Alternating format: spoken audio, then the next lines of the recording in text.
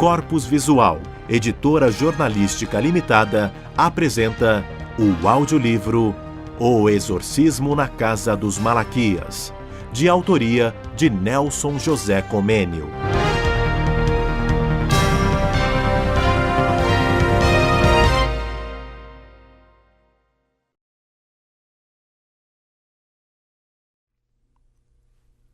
Prefácio. Na noite de um mês de dezembro, em épocas pretéritas, o noticiário na televisão deu início a uma série de programas versando a respeito de pessoas que se diziam possuidoras de poderes extrasensoriais. Na televisão, surgiu a imagem do repórter Diego Maratano, que investigava uma casa mal-assombrada em Avaré. Em novembro, uma grande casa em estilo colonial, com muros altos, espelhos nas varandas, que se localizava na Avenida da Represa, em Avaré, fora cenário de um assassinato em massa. Ronaldo e Karina, jovens com idades de 23 e 25 anos, mataram com um rifle de alta potência os pais, 2 irmãos e 2 irmãs. Foram julgados e condenados pelo júri popular em 74 anos de prisão. Ronaldo foi influenciado pelo diabo e numa noite matou seus familiares. Estava possuído. A possessão nunca chega até a animação. Isto quer dizer que o demônio não substitui a alma do possesso, não dá vida ao corpo, mas, sem que saibamos como, apodera-se desse corpo, faz sua morada nele, quer seja no cérebro, quer seja nas entranhas, porém, em todo caso, no sistema nervoso. Não tira a alma, portanto, seu domínio normal sobre o corpo e sobre os membros. Imprime às faces do rosto uma expressão desconhecida e que corresponde à ação do demônio. O demônio não está sempre presente no possesso. Entra nele quando quer e provoca ataques. Um possesso poderá até ser liberado momentaneamente pelos exorcismos e depois se torna novamente presa do demônio. Em seu estado normal, o possesso é como todo mundo. Os demônios não atuam todos da mesma maneira porque estão longe de ser totalmente iguais. Abre aspas. Acreditava-se com razão que todos os deuses do paganismo eram demônios. Fecha aspas. Abre aspas. Homines de gentium daimonia. Fecha aspas. Diz a Escritura. Salmos, capítulo 95, versículo 5. A casa em que Ronaldo praticou o crime agora foi vendida. Há 2 meses atrás, a casa foi vendida por R$200 mil. Os compradores chamam-se Paulo e Roberta Silveira. Os Silveira sabiam dos assassinatos. O casal era espírita e não se vinculavam a superstições. Tinham considerado a casa a habitação ideal para si e os 3 filhos. A família mudou-se depois da 2ª quinzena de dezembro. Já no primeiro dia da mudança, perceberam que o local era habitado por alguma força psíquica e começaram a recear por suas vidas.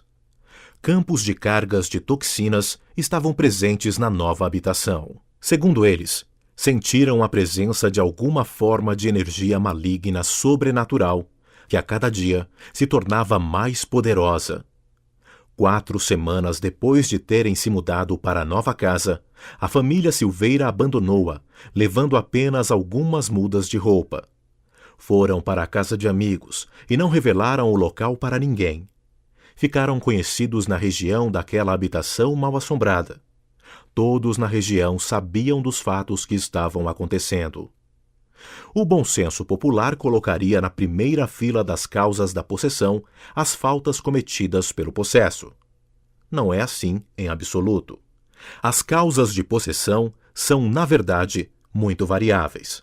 Se os demônios fizessem livremente seus estragos entre os homens, a humanidade estaria transtornada. Não seríamos mais donos de nossos destinos. A obra de Deus entre nós estaria desviada de seu objetivo. O fato é, em si, inconcebível, e por mais poderosos que sejam os demônios, a verdade é que esses cães estão acorrentados. Os demônios não atuam entre nós senão na medida em que obtêm, como está escrito no livro de Jó, a permissão de Deus, soberano Senhor.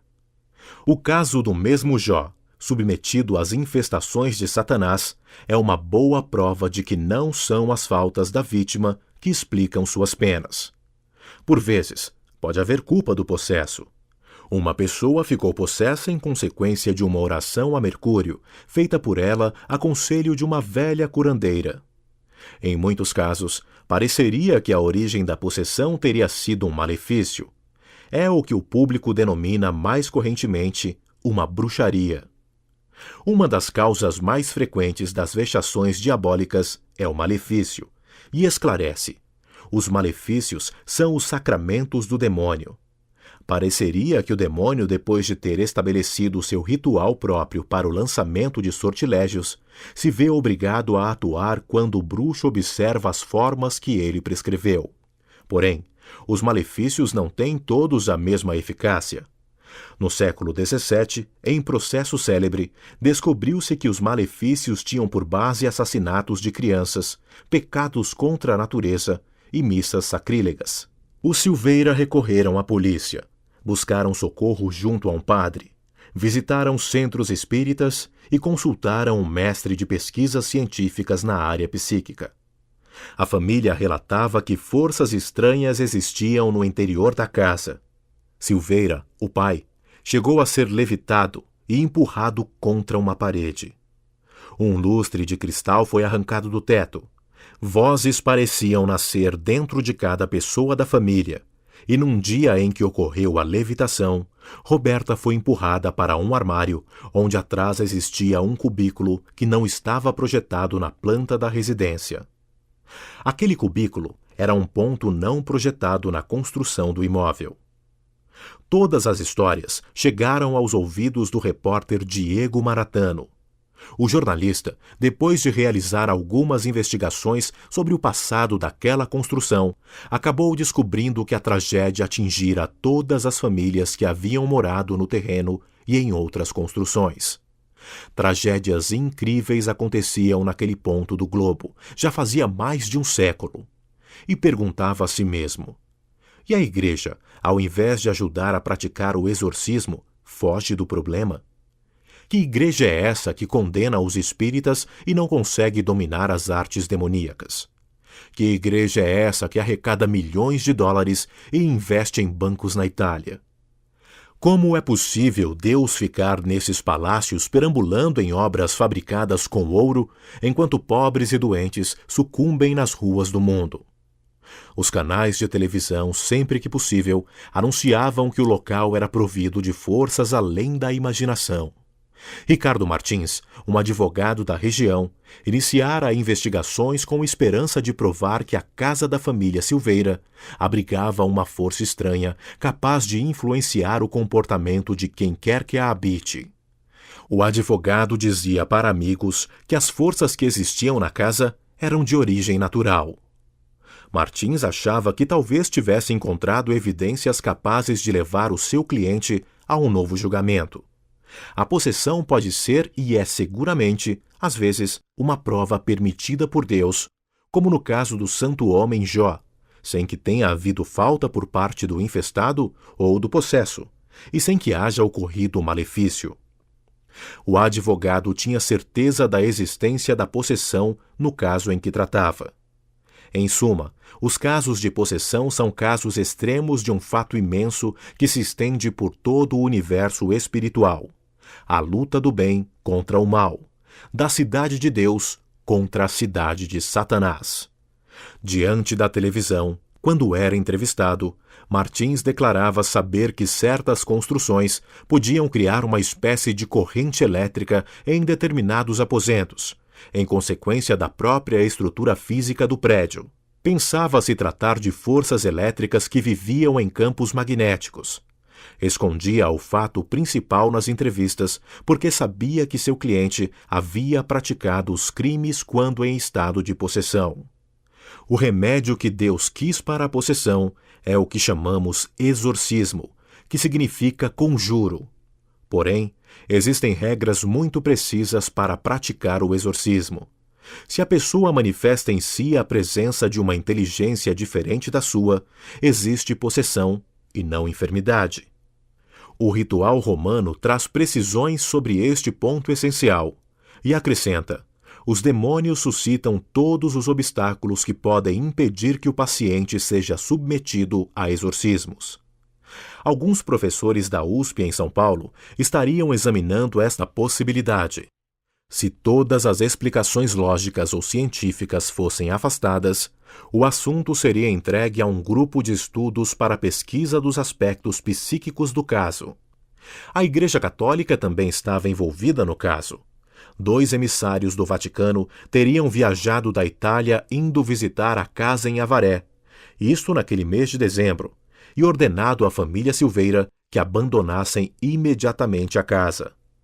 O Conselho dos Milagres da Igreja, estudando o caso, informou que a casa está possuída por espíritos que escapam ao presente conhecimento humano. 2 semanas após mostrarem na televisão o desenrolar dos fatos acontecidos na casa, Paulo e Roberta Silveira concederam uma entrevista à imprensa no escritório de Ricardo Martins. O advogado de Ronaldo conhecera o casal 3 semanas antes por intermédio de amigos comuns.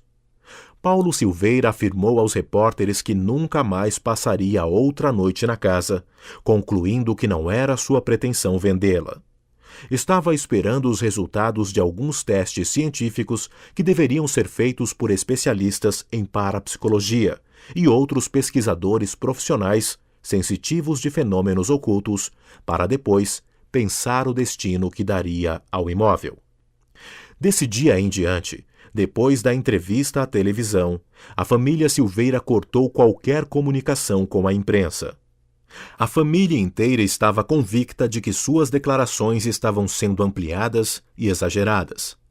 O demônio é mencionado frequentemente no Antigo Testamento. Por exemplo, no livro de Isaías, abre aspas, como caíste do céu, ó astro brilhante, que ao nascer do dia brilhavas.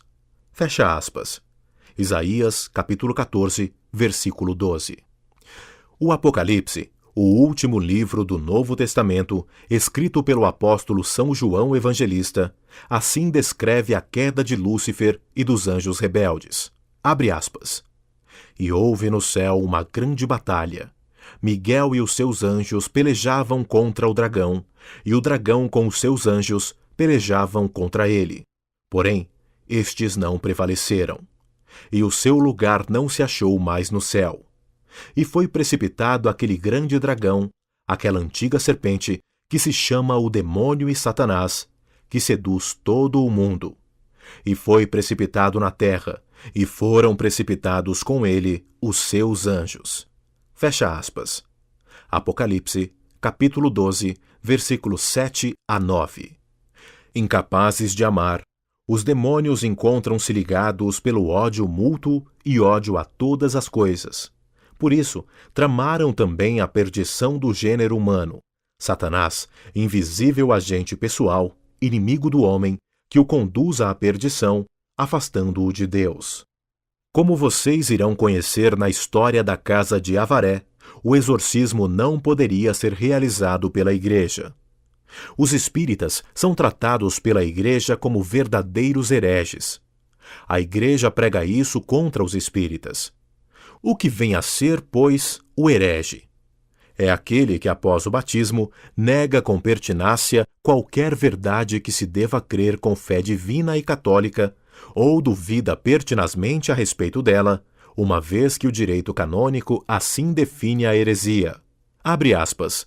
Chama-se heresia a negação pertinaz, após a recepção do batismo, de qualquer verdade que se deva crer com fé divina e católica, ou a dúvida pertinaz a respeito dela.